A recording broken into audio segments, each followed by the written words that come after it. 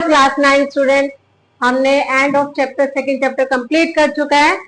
अब हम लोग करेंगे कॉन्सेप्ट भी कर चुके हैं चैप्टर थर्ड के। अब एक्सरसाइज हम स्टार्ट करते हैं 3.1। ठीक है, 3.1 में फर्स्ट क्वेश्चन है, a merchant in the port city of Lothal is exchanges bag of spices for copper ingots. Okay, exchange चल रहा है, एक तरफ स्पाइसेस हैं और एक तरफ कॉपर इनगोट्स है, मतलब मसाले और कुछ कॉपर का मटेरियल है। एक पर्टिकुलर शेप होती है, कॉपर इनगोट्स क्या होता है, पर्टिकुलर शेप होती है कॉपर मेटल की, जिसको इजी टू कैरी, मतलब कैरी करना बहुत इजी होता है, जैसे बिस्किट टाइप लगा लो। तो he receive 15 ingots for every 2 bags of spices. 15 उसको इनगोट्स मिलते हैं कॉपर के अगर वो 2 बैग देता है स्पाइसेस के। If he bring 12 bags of spices, लेकिन वो 12 बैग लेके आता है स्पाइसेस के to the market, how many copper ingots will he ली, तो उसको कितने कॉपर इनगोट्स मार्केट में देने पड़े। तो ऐसे ना हमें क्या ध्यान रखना पड़ता है, एक तो ये आपको 2 bags of spices unique method लगाएंगे, uniquely method 2 bags of spices replace with exchange with copper of ingot is equal to 15 copper 15 ingot से। तो अगर 1 बैग होगा तो उसके लिए कितने होंगे आपके 1 बैग के लिए, इसका मतलब है सेम चीज नीचे लिखनी है, तो इसके लिए हो जाएगा आपका 15/2। अगर लेकिन 12 बैग्स हो, 12 बैग्स हो तो 1 के लिए तो कम होगा 15/2, 12 के लिए ज्यादा होगा, उसको 12 से मल्टीप्लाई, तो ये आ जाएंगे 90 बैग। ठीक है, 90 कॉपर इनगोट। इसको क्वेश्चन को करने का एक और तरीका है जिसको हम डायरेक्ट मेथड कहते हैं। हम डायरेक्ट मेथड भी अप्लाई कर सकते हैं। 8th क्लास में आपने डायरेक्ट और इनडायरेक्ट पढ़ा हुआ है। डायरेक्ट में क्या होता है, एक वैल्यू के बढ़ने पे दूसरी वैल्यू बढ़ जाती है। इनवर्स में क्या होता है, एक वैल्यू के बढ़ने पे दूसरी वैल्यू घटती है। ठीक है, तो हमने इसमें क्या करना है, ये डायरेक्ट है। आपको पता है अगर आप 2 बैग स्पेसिस के देते हो तो 15 आपको कॉपर इनगोट्स मिलते हैं, तो यानी कि अगर 12 दोगे तो आपको ज्यादा मिलेंगे। तो ये डायरेक्ट का फॉर्मूला है। तो उसमें आप दूसरा मेथड इसमें क्या अप्लाई कर सकते हो, इसमें हम लिख सकते हैं यहाँ कॉपर इनगोट्स और यहाँ हम लिख सकते हैं स्पाइसेस बैग। कॉपर इनगोट्स पहले केस में 15 है तो बैग ये 2 है। नेक्स्ट केस में बैग जो स्पाइसेस के बैग हैं वो 12 है और ये मुझे पता नहीं कि कितने होंगे। ठीक है, इनवर्स का फॉर्मूला लगाना है। इनवर्स का फॉर्मूला कैसे लगता है, ये दिस अपॉन दिस, हम इसको डिवाइड करते हैं और is equal to x upon 12, इनके बीच में डिवाइड का साइन डालते हैं और इनवर्स में इन दोनों के बीच में मल्टीप्लाई का, तो ये क्रॉस मल्टीप्लाई 15/2 इंटू 12, सेम कितना आंसर आ जाएगा 90 कॉपर इनगोट। ठीक है, ये हो गया हमारा क्वेश्चन नंबर फर्स्ट। अब हम करेंगे क्वेश्चन नंबर सेकेंड। उसमें है आपका look at the sequence of number. उसने सीक्वेंस दे रखा है 11, 13, 17, 19। इन नंबरों में क्या कॉमन है, देखो ये प्राइम नंबर है। ठीक है, तो पहले क्या लिखेंगे, they are prime number. First answer, पहली बात का आंसर देते हैं, दे आर प्राइम नंबर।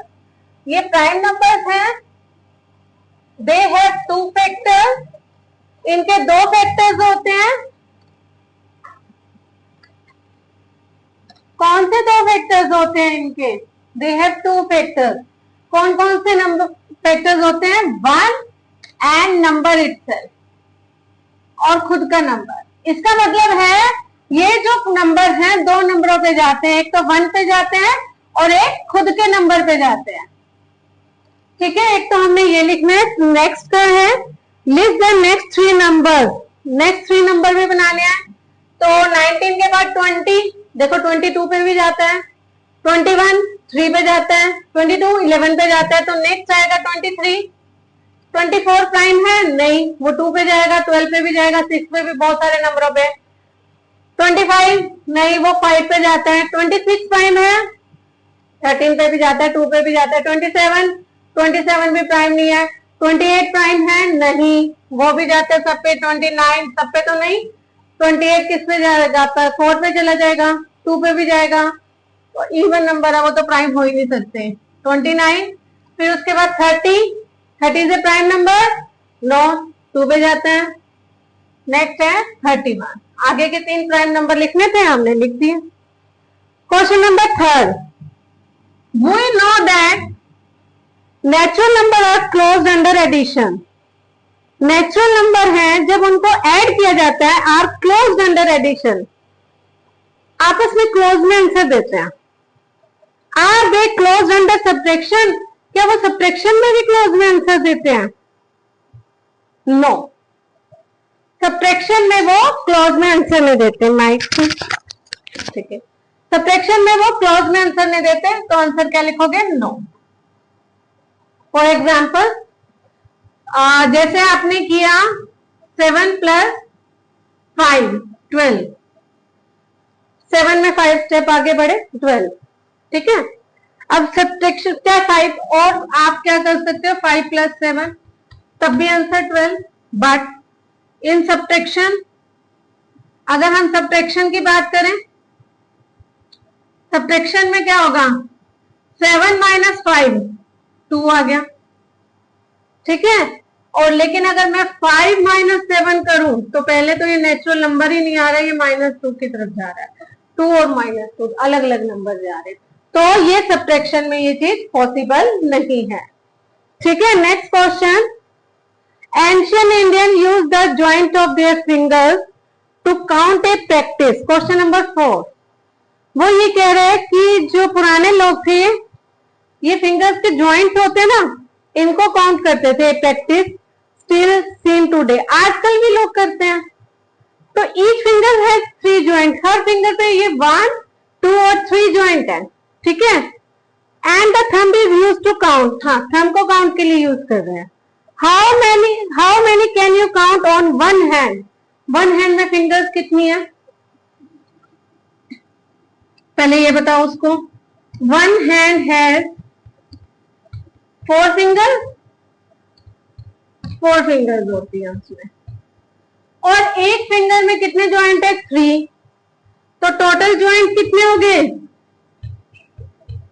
एक फिंगर में कितने जॉइंट है? 3, तो टोटल हो गए 12। तो एक बारी में एक हाथ से मैं 12 तक काउंट कर सकती हूँ। How does this relate to ancient base 12 counting system? क्योंकि मैं इसमें एक हाथ से 12 को ही काउंट कर सकती थी, तो उन्होंने उसके बेस को क्या समझ लिया? 12। आजकल तो हम 10 भी मानते हैं, 10 होता है बेस। तो इसका क्या है? Base is 12। ओके, पहले का काउंटिंग का एंशियंट टाइम में जो बेस होता था वो क्या माना जाता है? 12। ये एक्सरसाइज आपकी 3.1 कंप्लीट हो गई है। अगर इसमें कोई प्रॉब्लम हो तो कमेंट बॉक्स में जरूर पूछें। चैनल को लाइक और सब्सक्राइब जरूर करें। Tata bye bye, take care.